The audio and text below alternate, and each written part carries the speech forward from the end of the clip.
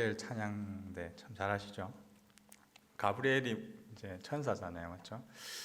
제가 항상 볼 때마다 느끼는데 우리 진짜 하늘에서 내려온 천사들이 이제 찬양하고 있는 것 같은 그런 마음이 듭니다. 우리 이 지휘는 이제 제가 딱 옆에서 봤는데요, 이제 아름다운 새가 막 이렇게 움직이는 것 같고, 사뿐사뿐 반주하는 모습들이 어린아이가 참 이렇게 있는 것 같은 그런, 뭐랄까요, 참 찬양 가운데서 하나님의 그런 따뜻한 마음들이 참 느껴져서 참 감사한 것 같습니다. 네, 어제 우리 또 엊그제 킹덤 페스티벌 또 준비하시는 분들도 많이 계셨고 참석하신 분도 많이 계셨는데, 우리 하늘교회 청년들이 오클랜드 곳곳에서 여러분들이 참 귀하게 섬기고 계신 너무나 참 고맙고 감사한 것 같아요. 우리 수고한 손길들을 위해서 한 박수 한번 보낼까요? 고생 많으셨습니다. 여러분들의 그 귀한 섬김을 통해서 참 우리가 남에게 보여주든 보여주지 않든 여러분들이 있는 그곳에서 섬김에 나아갈 때 하나님의 빛과 소금의 역할들을 잘 감당하며 하나님 나라를 세워가는 우리 멋진 또 마나임 청년들이 되었으면 좋겠습니다. 우리 오늘은 데칼로그 이제 12번째 시간인데요, 9번째 데칼로그를 가지고 여러분들과 함께 말씀을 나누고자 합니다. 여러분들 나눠진 그 목장 나눔제도 있는데요, 제가 한 이야기를 들려드리겠습니다. 옛날에 이 서당으로 가는 아이 셋의 이제 길을 가다가 이 한 푼 작은 돈을 주었다고 합니다. 이 한 푼밖에 되지 않으니 이 셋이 다 나눠 가질 수가 없어서 거짓말을 가장 잘하는 사람이 이 한 푼을 갖기로 했습니다. 그래서 한 아이가 이렇게 이야기합니다. 우리 아빠는 바람이 세게 불어서 큰 그 지리산이 쓰러진다고 그 지리산을 지게로 바치러 지금 밖으로 나갔다라고 그렇게 이야기했습니다.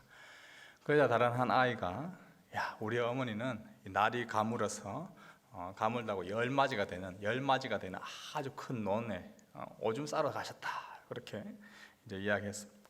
나머지 아이도 질서라, 야, 우리 누나는 장마가 길다고 이 바늘과 실을 가지고 그 하늘을 꿰매러 지금 밖에 나갔다, 그렇게 큰 소리를 쳤죠. 아이들은 누구의 거짓말이 가장 센지 도저히 판단할 수가 없어서 이리저리 티격태격하며 서당에 도착했습니다.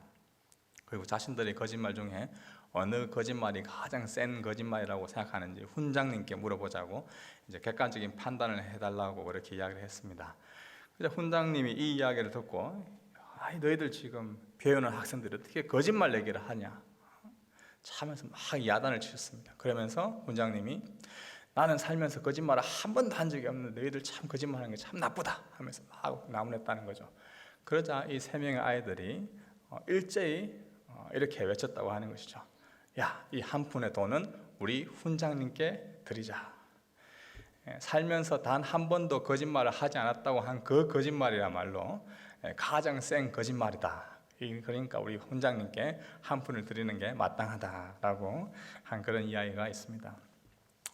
이 우스갯소리는 이야기는 인간이 태어나 살아가는 동안 거짓말을 한 번도 하지 않았다는 주장이 가장 큰 거짓이고, 인간은 거짓말을 하지 않고 살 수 없다라는 그 진실을 가장 잘 보여줍니다. 어떤 책에 보니까 8분에 한 번씩 하는 거짓말, 그러니까 우리 인간이 8분마다 한 번씩 거짓말을 한다라고 그렇게 이야기하더라고요. 또 인간을 가리켜서 이 호모 팔락스다라는 그런 말이 있습니다. 우리가 생각하는 인간을 가리켜서 호모 사피엔스라고 이야기하죠, 라틴어로. 또 라틴어로 호모 팔락스, 이 뻘이라는 그 단어의 원인되는 팔락스가 있는데, 우리 인간은 다른 사람들을 속이는 그런 인간이다라는 뜻에서 호모 팔락스라는 그런 말을 씁니다. 미국의 매사추세츠 대학교 심리학과 로버트 헬드먼이라는 교수님이 계신데, 그분이 이 거짓말과 관련된 이런저런 실험을 했습니다. 그 중에 2명씩 짝을 지어가지고 10분 동안 서로 이 자기소개를 하는데, 한 3개의 그룹으로 나누어서 자기소개를 하게 했습니다. 첫 번째 그룹에게는 상대방에게 호감을 느낄 수 있도록 자기소개를 하라라고 이야기했고, 두 번째 그룹에게는 상대방에게 자신의 능력을 어필할 수 있도록 그렇게 자기소개를 하라고 했고, 마지막 이 세 번째 그룹에는 그냥 자기소개를 10분 동안 하시면 됩니다 라고 그렇게 이야기했습니다. 그리고 이렇게 자기소개를 하는 장면을 촬영을 하고 나중에 분석을 하였는데요, 재밌게도 다른 사람의 호감을 가지도록 하는 그 첫 번째 그룹을 보니까 평균 한 2번 정도의 거짓말을 했다라고 합니다. 그리고 자기의 능력을 상대방에게 어필하는 그러한 것들을 주문한 그러한 그룹은 평균 2.3개의 거짓말, 2.3개의 거짓말을 했다고 합니다. 그리고 아무런 지시를 하지 않은 그냥 자기소개를 하라고 했던 그 그룹에는 0.88, 한계가 되지 않죠. 그런 거짓말을 했다는 그런 실험 결과가 나왔습니다. 그러니까 호감을 가지게 이야기하려고 할 때, 아니면 더 나아가서 능력을 다른 사람에게 어필하려고 할 때 더 거짓말을 많이 하고, 그냥 평소대로 이야기하면 거짓말 안 했다. 근데 중요한 것은 이 3개의 그룹 다 자기소개를 하는 동안 거짓말을 했다라는 것이죠. 상대방을 호감을 얻으려 하거나 자신의 능력을 나타내려고 할 때는 더 많은 거짓말을 했던 그런 인간. 그러니까 어느 사람이든지 우리 사람은 조금 전에 말씀드렸던 것처럼 호모 팔락스의 존재다. 모두 다 다른 사람을 속이고 또 속이게 하는 그런 존재가 우리 인간이다라는 것이죠. 그렇다면 오늘 9번째 데칼로그를 다시 한번 읽어보십시오. 이웃에게 거짓 증언하지 말라, 거짓말하지 말라. 이 말을 단순히 거짓말하지 말라라고 우리가 받아들인다면 모두가 다 거짓말하는 우리 호모 팔락스의 존재로서 이 말씀을 지킨다는 것 자체가 불가능하다는 것을 우리는 알게 됩니다. 오늘 이 9번째 데칼로그는 단순히 거짓말하지 말자라는 것을 넘어서서 우리에게 더 큰 의미와 실천을 요구하고 있음을 우리가 살펴볼 필요가 있습니다. 먼저 이웃에게 거짓 증언하지 말라라고 이 우리말 성경은 번역하였는데, 이 본문을 좀 더 원문에 맞게 좀 직역하여 번역한다면 내 이웃에게 불리하게 거짓 증인으로 대답하지 말라라고 말할 수 있습니다. 이 거짓말, 거짓 증거라고 번역하기보다 이 거짓 증인, 사람으로 번역하는 게 더 원래의 의미를 살린다라고 볼 수 있습니다.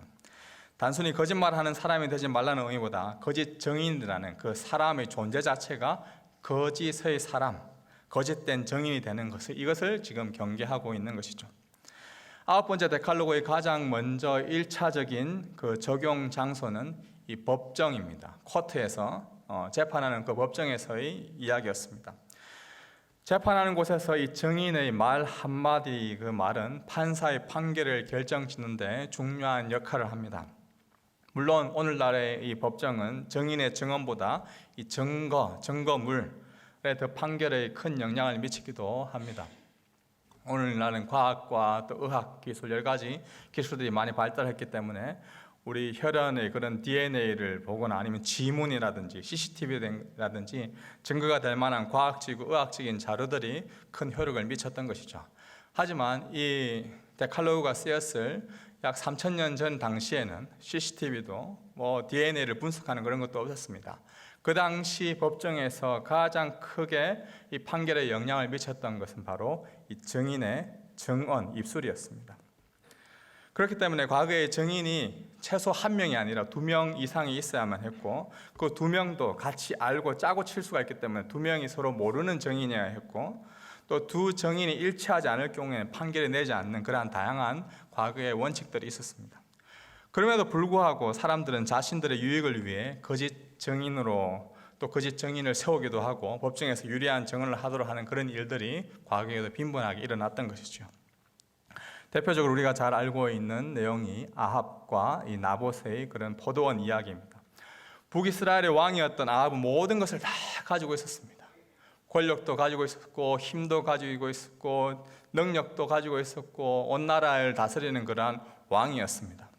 그런데 그가 가지고 있던 그 왕궁의 옆에 작은 포도원을 가지고 있었던 그 나봇의 그 포도원이 탐나기가 시작해요.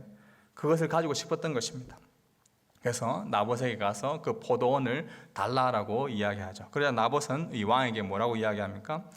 열왕기상 21장 3절에 보니까 그러자 나봇이 대답했습니다. 내 조상들에게 물려받은 재산을 왕에게 주는 것은 여호와께서 하나님께서 금하신 것입니다. 나봇은 아무리 왕이 부탁한 것이라 하더라도 자신이 가지고 있는 이 포도원이 하나님께서 우리 조상들에게 기업으로 유업으로 물려주신 것이기 때문에 제가 왕이라 할지라도 왕에게 줄 수 없습니다 라고 이야기하죠. 그게 맞는 말이었습니다. 그러자 아합 왕은 매우 짠해하면서 화가 나서 집으로 돌아갑니다. 왕이 얼마나 쪼잔한지 화가 나서 자기 침대에 누워서 먹지도 않고 계속 누워 있었다라고 나옵니다. 그러한 모습을 보고 이 아내였던 이세벨이 와가지고 왜 그러십니까? 왜 이렇게 지금 누워서 아무것도 먹지 않고 있습니까? 라고 이야기하자 이세벨은 그런 자초지정 이야기를 다 듣고 이제 그 사람들을 찾아갑니다.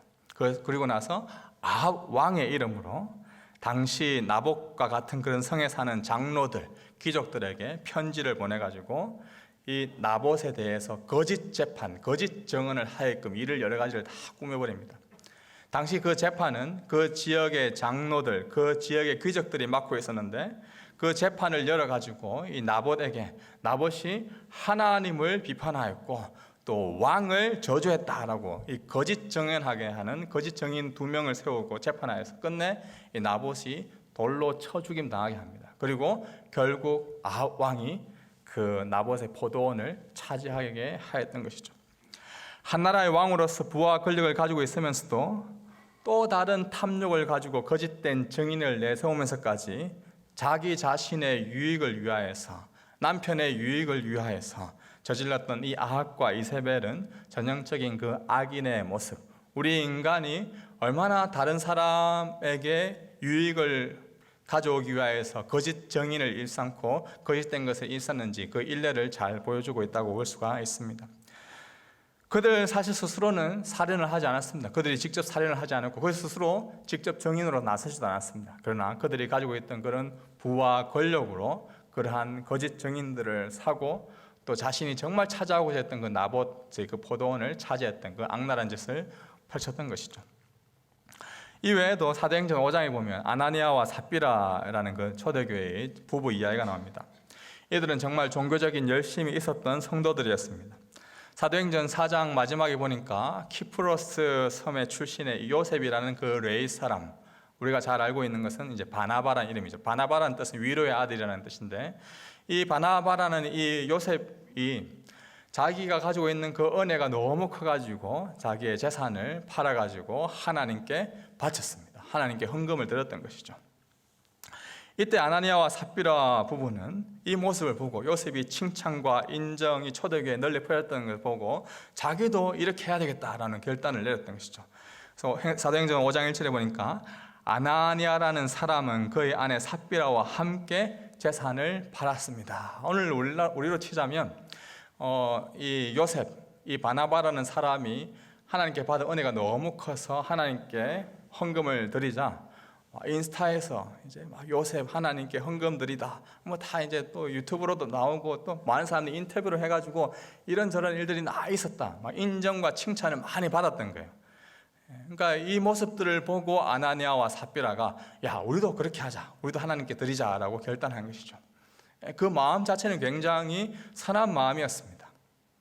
우리도 하나님께 드리자라는 그 마음 좋았죠. 그런데 그 이후에 그들이 하였던 것이 무엇이었습니까? 그 다음 5장 2절에 보니까 그는 그 돈의 일부를 떼어 자기의 것으로 숨겨두고는 나머지를 사도들의 발 앞에 가져와 바쳤습니다. 그의 아내도 이 사실을 다 알고 있었습니다. 처음에는 선한 의도로서 다 바치겠다고 했는데 생각해 보니까 생활비도 있고 또 이번에 방학 때 여행 가려고 하면 또 여행비도 필요하고 여러 가지 비용도 필요하고 하니까 현실적인 고민을 생각해 보니까 다 바쳤다라고 하는 게 참 너무 아까운 거예요. 그래서 일부를 떼어내고 하나님께 다 바쳤다라고 이 거짓말을 한 것이죠. 이 모든 사실을 누가 알고 있었을까요? 베드로와 사도들이 알고 있었죠. 이때 베드로는 그들에게 무엇이라고 말합니까? 그러자 베드로가 말했습니다. 아나니아야, 어떻게 네가 사탄에게 마음을 빼앗겨 성령을 속이고 땅값으로 받은 돈의 일부를 네 것으로 몰래 숨겨 놓았느냐? 그 땅은 팔기 전에도 내 소유였고 또 팔고 난 뒤에도 네 마음대로 처분할 수 있지 않았느냐? 그런데 왜 이런 일을 마음에 품었느냐? 너는 사람을 속인 것이 아니라 하나님을 속인 것이다. 아나니아는 이 말을 듣자마자 쓰러져 죽었습니다. 정말 좋은 일을 했죠. 안 바친 것이 아닙니다. 자신의 재산을 팔아가지고 바쳤는데 좀 필요한 생활비와 여러 가지 비용이 필요해가지고 일부를 떼어놓고 바쳤다. 근데 다 바치지 않고 일부를 떼어놓고 다 바쳤다라고 이 거짓 증언한 것으로 말미암아 이들이 어떻게 됩니까? 아나니아와 삽비라 둘 다 하루아침에 다 죽어버립니다. 이런 끔찍한 일이 일어나게 된 것이죠. 이렇게 상대방에게 거짓 증언, 거짓말을 하게 된 근본적인 원인이 무엇이었습니까? 저 바나바, 저 위로의 아들이라 칭함받던 저 요셉이 받던 저 칭찬과 인정, 우리 가족도 나도 한번 좀 인정과 칭찬을 받아봤으면, 나도 또 다른 사람들에게 인정을 받아봤으면, 나도 또 다른 사람에게 좀 칭찬을 받아봤으면 하는 그 자신의 욕구, 자신의 욕망 때문에 이런 일이 일어났던 것이죠. 오늘날도 우리로 치면 이제 인스타에다가 올리는 거죠. 나 하나님께 이렇게 했다 하면서 막 이제 올려요. 그런데 다 한 것이 아닌데 일부만 떼어놓고 그렇게 한 것이죠. 그러다 어떤 일이 난 거죠? 하루아침에 죽임 당한 것이죠. 끔찍한 일이 일어난 것이죠. 베드로는 무엇보다 강하게 이들을 훈계하고 무섭게 그 자리에서 바로 죽게 되는 그 결과가 일어났습니다. 이러한 말씀을 읽게 되면 우리가 얼마나 겁이 나는지 모릅니다. 오늘 아침에 일어나서 지금까지 우리가 정말 나 자신의 유익을 위하여서 다른 사람의 또 인정과 칭찬을 받기 위해서 우리가 조금이라도 했던 그 거짓말이 탄로가 났을 때 나도 이렇게 죽게 된다면 어떤 일이 일어나게 될까? 참 우리는 모두가 다 이 호모 팔락스다, 다른 사람을 속이는 그런 인간이다라는 것을 우리가 피해갈 수가 없습니다. 자신의 유익을 위해 거짓 증언을 하기도 하고 다른 사람의 인정과 칭찬을 받기 위해 끊임없이 거짓된 것을 조장하는 것이 사실 우리의 현 주소입니다. 우리의 원래의 모습이라는 걸 우리는 알아야 되죠. 그렇다면 우리는 모두가 다 이 아나니아와 삽비라처럼 하루아침에 다 죽임 당해야 하는 것이 마땅한 것일까요? 이 9번째 데칼로그를 보면 이웃에게 거짓 증언하지 말라라는 이 부정적인 부정명령으로 되어 있지만, 이걸 반대로 이야기하면 너는 이웃을 위하여 선한 착한 진리의 증인이 되라는 긍정적인 명령이 될 수가 있습니다. 부정적인 명령은 곧 다른 말로 하면 긍정적인 명령인 것이죠. 적극적인 명령입니다. 거짓 증인이 되는 것이 아니라 진리의 증인으로서 살아가는 것이 우리에게 필요하다는 것을 말해주고 있습니다. 어떻게 사는 것이 이웃을 위하여 선한 증인으로서 착한 증인으로서 살아가는 것일까요? 바로 진리이신 하나님, 진리이신 예수 그리스도, 진리이신 그분을 증언하는 삶이 바로 우리가 참된 선한 사람으로 살아가는 것이죠. 그래서 이사야는 이렇게 이야기하고 있습니다. 이사야 43장 10절 말씀입니다. 한번 다 같이 읽어보겠습니다. 여호와의 말씀이다. 너희가 내 증인들이다. 내가 뽑은 내 종이다. 내가 너희를 뽑은 것은 너희가 나를 알고 믿고 내가 하나님임을 깨닫게 하려는 것이다. 나보다 앞서 만들어진 신이 없으며 나 이후로도 없을 것이다. 모든 사람들이 다 호모팔락스, 모든 사람 다 속고 속이는 그러한 관계에 있지만 그 많은 거짓말하는 사람들 중에서 특별히 저와 여러분들을 택하셔서 그래도 저희들을 하나님을 증언할 수 있는 증인으로서 저희들을 부르셨다는 그 사실, 너희들은 내 증인이다 라고 이야기하고 있죠. 하나님께서 우리를 택한 자로 불러셔서 우리의 부정한 입술을 통해서 하나님을 오히려 증언할 수 있는 그런 입술로 우리를 부르셨다는 그 사실을 우리가 인지할 필요가 있습니다. 하나님의 백성으로 택함받은 이들이 거짓 증인이 된다면 이스라엘을 택한 목적에 정말 위배되는 그러한 일인 것입니다. 이스라엘 백성들의 거짓말, 하나님께서 택한 그리스도인들의 거짓말은 곧 누구를 거짓되게 이야기하는 것입니까? 하나님을, 그리스도를 거짓되게 이야기하는 것과 같죠. 결코 그렇다면 우리가 진리의 증인으로 살아갈 수가 없습니다. 사실 우리의 모든 사람들은 다 거짓말은 인간이지만 그럼에도 불구하고 그리스도를 증언할 수 있는 증인으로 저희들을 부르셨다는 그 사실을 여러분들이 기억할 필요가 있습니다. 그럼에도 불구하고 우리는 참된 증인으로서의 삶을, 완전한 증인으로서의 삶을, 진리의 증인으로서의 삶을 살지 못합니다. 그렇기에 우리를 대신하여 누가 이 땅에 오셨습니까? 예수님께서 참된 진리의 증인으로서 무엇이 정말 참인지, 무엇이 정말 진리인지 가르쳐주기 위해서 친히 우리를 위해서 이 땅에 오신 분이 바로 참 진리 되신 예수님이십니다. 마가복음 14장에 보면 재판 앞에 서 있는 예수님, 그리고 예수님을 죽이려고 하는 많은 거짓 증인들과 제사장들의 모습이 나옵니다. 제가 말씀을 보겠습니다. 대제사장들과 온 공회가 예수를 죽이려고 여러 가지 증거를 찾았지만 아무런 증거도 나오지 않았습니다. 많은 사람들이 예수에 대해 거짓 증거를 댔지만 그들의 증언은 서로 맞지 않았습니다. 그러자 몇몇 사람들이 일어나 예수에 대해 이렇게 거짓으로 증언했습니다. 우리는 저 사람이 내가 손으로 지은 이 성전을 헐고 손으로 짓지 않은 다른 성전을 3일 만에 세우겠다 하는 소리를 들었습니다. 그러나 이 사람들이 한 증언도 서로 맞지 않았습니다. 사람들이 예수님을 죽이려고 여러 가지 거짓 증언들을 하였죠. 예수님은 죽어야 할 그런 마땅한 이유가 없었습니다. 많은 사람들이 예수님을 죽이려고 여러 가지 거짓 증인들을 세웠지만 그 증인들 사이에 그 증언도 맞지 않았습니다. 실제적으로 재판 자체가 이루어지지 않을 수 있었죠. 그런데 예수님은 그곳에서 그 거짓 증언들의 그 거짓 증언으로 말미암아 십자가 형벌을 받게 됩니다. 무엇보다 결정적인 이유는 수많은 사람들 앞에서 예수님이 자신이 하나님의 아들이라는 그 진리의 증언을 하였기 때문에 그렇습니다. 이어지는 61절에 보니까 예수께서는 묵묵히 아무런 대답도 하지 않았습니다. 대제사장이 다시 물었습니다. 네가 찬송받으실 하나님의 아들 그리스도냐?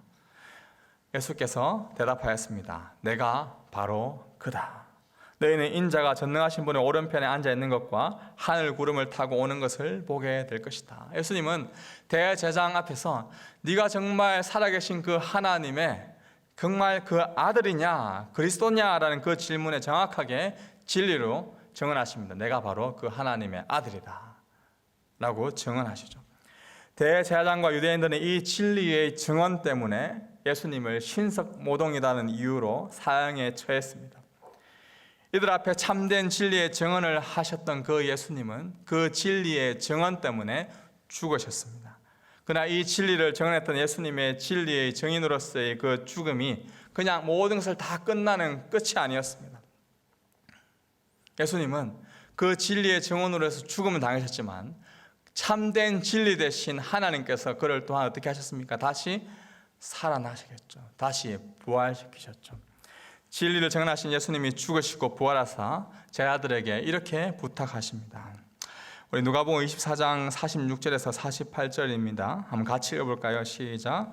예수께서 그들에게 말씀하였습니다. 이렇게 기록되어 있다. 그리스도께서 고난을 겪고 3일째 되는 날 죽은 사람들 가운데서 살아날 것이며 또 예루살렘으로부터 시작해 모든 민족에게 그의 이름으로 죄 용서를 받게 하는 회개가 전파될 것이다. 너희는 이 일들의 증인이다.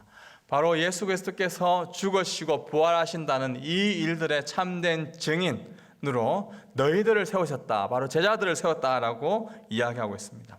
더 나아가 오늘날 이 예수 그리스도의 죽음과 부활을 믿음으로 고백하며 성도로 부름받은 저와 여러분이 바로 예수 그리스도께서 우리를 위하여 참된 증언을 하셨고 죽으셨고 그분이 다시 살아나셨다라는 것을 증언하는 증인으로서 저와 여러분들을 불러주셨습니다. 초대교회 제자들은 목숨을 바쳐서 그리스도의 증인으로서의 삶을 사는 것을 기쁨으로 살았습니다. 이 순교자라는 그 영어 단어, 이 마터라는 그 단어가 이 헬라어 이 마르투스라는 그 증인이라는 그 말에서 유래한 단어입니다. 예수님의 부활을 증거하다가 목숨을 잃고 순교자가 된 스데반도 이 주의 증인이라는 그런 이름을 칭함받았죠. 사도 바울은 스데반을 향해서 이렇게 표현하고 있습니다. 사도행전 22장 20절인데요. 그리고 주의 증인 스데반이 피 흘릴 때 나도 그곳에 서서 그 일에 찬송하고 그를 죽이던 사람들의 옷을 지켜주었습니다. 초대교회의 이 마터들, 이 순교자들은 이렇게 주님을 증언하면서 증인으로서의 살았습니다.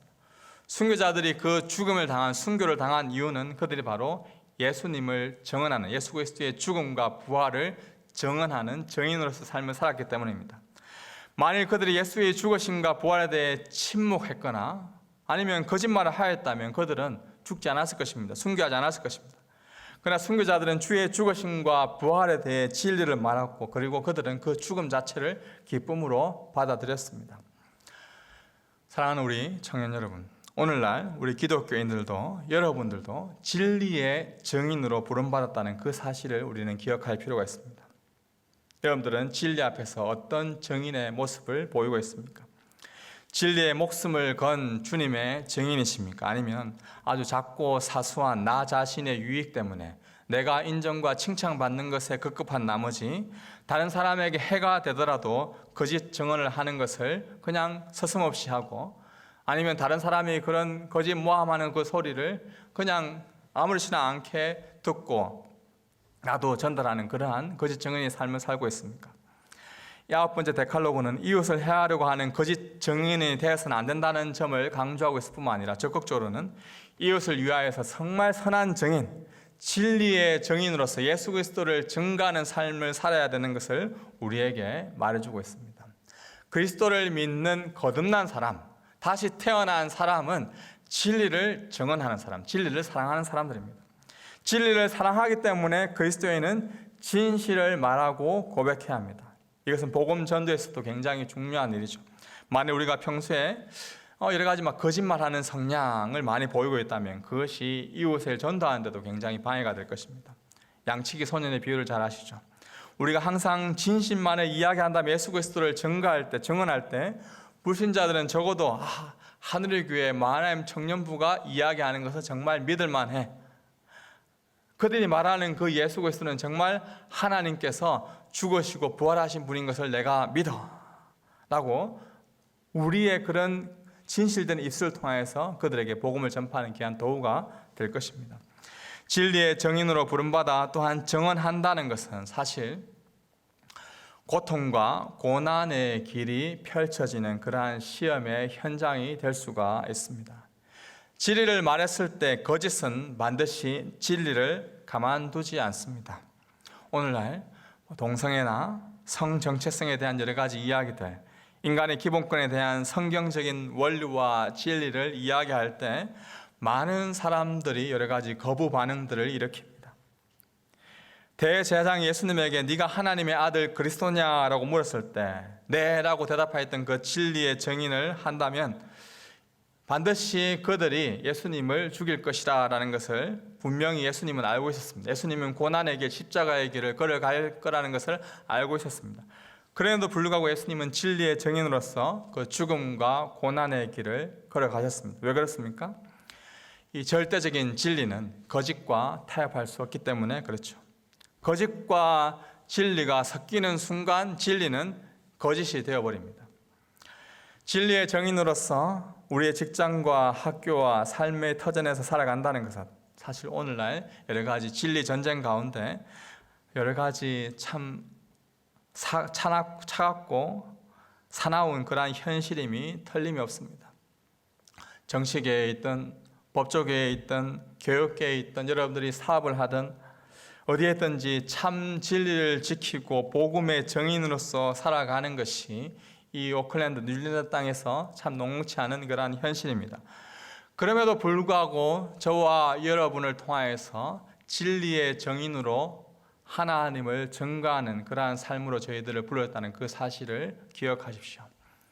많은 사람들이 성경에 대해 반대하는 그러한 이야기를 할 때 많은 직장의 동료들이 나에 대해서 좋지 않은 그런 평가와 이야기를 할 것이 분명함에도 불구하고 참 미움받을 수 있는 그런 용기를 가지고 나아간다는 것 참 쉽지 않은 일입니다. 그럼에도 불구하고 진리는 이것이기 때문에 진리를 증거하는 것, 진리를 나타내는 것, 그것이 바로 우리가 이 땅 가운데 부름받은 이유인 것입니다. 우리가 진리를 말할 수 있는, 그리고 기꺼이 고통 가운데 고난 가운데 걸어갈 수 있는, 걸어감에도 감사함으로 그 길을 걸어갈 수 있는 이유는 어디에 있습니까? 처음에는 고난과 아픔과 상처가 되는 길을 알지라도 그 끝 너머에는 참된 진리이신 하나님께서 우리가 걸어갔던 그 길이 진짜 진리의 길이었다, 진짜 참된 길이었다라고 그분께서 우리를 인정해 주실 그날이 있기 때문에 그렇습니다. 그 소망을 우리는 가지고 걸어가는 것이죠. 당장 우리 앞에는 여러분들이 참된 진리의 말씀, 성경의 말씀을 이야기하게 될 때 당하는 여러 가지 수모와 아픔과 고난들이 있을 수 있습니다. 그럼에도 불구하고 여러분들이 끝까지 그 길을 걸어갈 수 있는 소망은 예수님께서 십자가에서 죽임을 당하고 끝을 난 것이 아니라 다시 부활하셔서 참 진리가 무엇인지 그들에게 증언하였기 때문에 그렇죠. 예수님이 잠자는 자들의 첫 열매가 되셔서 모든 진리가 무엇인지를 나타내어 줬던 것처럼 우리가 예수 그리스도를 따라서 참된 진리의 길을 여러분들이 계속해서 걸어갈 때 처음에는 친구들에게, 직장의 동료들에게, 여러 가지 사업의 터전 가운데, 생활 터전 가운데 야, 네가 그리스도인을 하면서 그렇게 걸어가는 것은 너무나 이상한 일이야. 핍박과 여러 가지 고난이 있을지 모르겠지만 여러분들이 그 길을 기꺼이 기쁨으로 걸어갈 때 하나님께서 여러분들이 정말 네가 참된 길을 걸어왔구나, 주께서 인정하시는 그 칭찬과 그 축복의 날이 있을 것입니다. 그 날을 소망하며 기쁨으로 진리의 정인의 길을 걸어가는 모든 주의 백성들 되기를 주님의 이름으로 축복합니다. 기도하겠습니다. 하나님, 오늘날